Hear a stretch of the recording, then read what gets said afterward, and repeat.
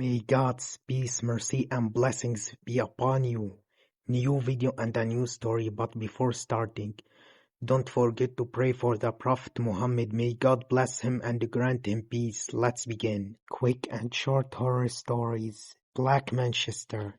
This story dates back to 1837 in Manchester, England, when the body of a young woman was found murdered and dumped on the side of the road. It was found that she had been severely attacked and her face was horribly disfigured, causing panic in the local community and making people wonder about the identity of the mysterious killer who has not yet been revealed. The story of the White Mummy. This story dates back to 1911 in the Indian region of the Andes Mountains in southern South America, when a group of explorers found an unusual mummy body in an ice cave. The body was strangely wrapped and was believed to be that of a young child. What aroused astonishment and horror was the color of the white skin and blonde hair that the corpse bore, which raised many questions about the origin and history of this mysterious mummy. Webster Incident. This story dates back to 1959 in Webster, Massachusetts, United States, when 9 students from a group of university students disappeared during a camping trip in the Appalachian Mountains. After several weeks of searching, the bodies of all the students were found frozen and mutilated in a mountainous area far from the camping site. The incident remains unexplained until now, sparking many theories and terrifying stories about what happened to these students and how their journey ended in such a terrible way. The story of the Shust House in Amsterdam. This story goes back to 1916 in Amsterdam, Netherlands, when an abandoned house was found believed to be colored blood red. It had been closed for 2 years without any trace of its owners. When the doors was opened, people found scattered furniture and walls covered in blood and drawings inside. The story of the terrifying neighbor. The author of the story says, in the evening I used to stand in front of the house with my neighbor Tom, who lives next to me in the neighborhood. While I was talking to Tom, I saw him looking directly at the house that is located in front of my house. In fact, the owner of this house is a woman called Courtney. I turned to see what is my friend Tom looking at. I saw him looking at Mrs. Courtney, who was watering the flowers in her garden. I asked Tom what she was looking at. Tom, I said in a strange tone of voice, tomorrow is the day of purification and I will kill this woman. I thought Tom was just joking, although Mrs. Courtney's voice is always loud, especially when she talks to the Spanish worker who works with her. This matter is not worth killing her over. Suddenly I saw Tom laughing, so I relaxed a little and was sure that what Tom was saying was just a joke.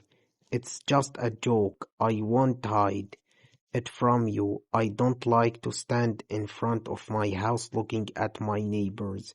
But unfortunately, it's Tom's habit. Suddenly, Tom started talking about a day of the year called Purification Day. On this day, a lot of scary things happen, as there is a group of people killing other people for reasons that no one knows about.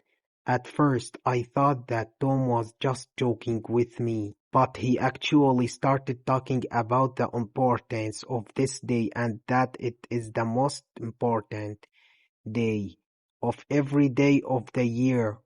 What is strange about the thing is that Tom has not been my neighbor for a long time. Tom moved into the house next to me just one day after the purification day the previous year. This made me feel very suspicious of Tom. I told Tom that I would not enter the house, but he said to me, "Actually, I want to ask you something, my dear neighbor." I said to him, "What do you want?" Tom said, "I want to borrow a tree trimming machine from you, as I don't have one." I said to Tom, "But you borrowed the electric saw 2 weeks ago and have not returned it to me yet." Tom felt sorry for me and said, "I promise to return both the tree trimming machine and the electric saw to you within 2 days." I was feeling Tom was annoyed, but after some urging she agreed. I gave Tom what he wanted, and he left my house, and I went to talk to my wife Sandy. Sandy told me that Tom's wife Catherine always spoke to her about the importance of the purification day. This made me feel even more anxious. In fact, there were only a few hours left until the start of the purification day, and I feel very afraid that Tom might actually be a murderer and kill anyone he knows that day. I warned my wife not to go out that day and waited for the cleansing day to pass peacefully. 15 minutes before the start of the purification day, I decided to go to Tom. I knocked on the door, and Tom answered me saying, "Who is the knocker?" I told him that I wanted to get the electric saw back, as I needed it now. Tom asked me to come to the back door of the house. I went to the door in the back. When Tom opened the door to give me my electric saw, I took out a sharp knife from my pocket and stabbed Tom in the neck. Tom began bleeding and screaming in pain, but I did not stop and inflicted more than 5 stab wounds on different parts of his body. Tom was looking at me and was amazed at what I was doing. Tom fell to the ground dead. I entered the house and found that the door leading to the house from the inside was closed. I used a hammer to smash the door. I saw Tom's wife Catherine in front of me, and as soon as she saw me, she started screaming. I followed with Catherine, who was trying to go up to the upper room and hide.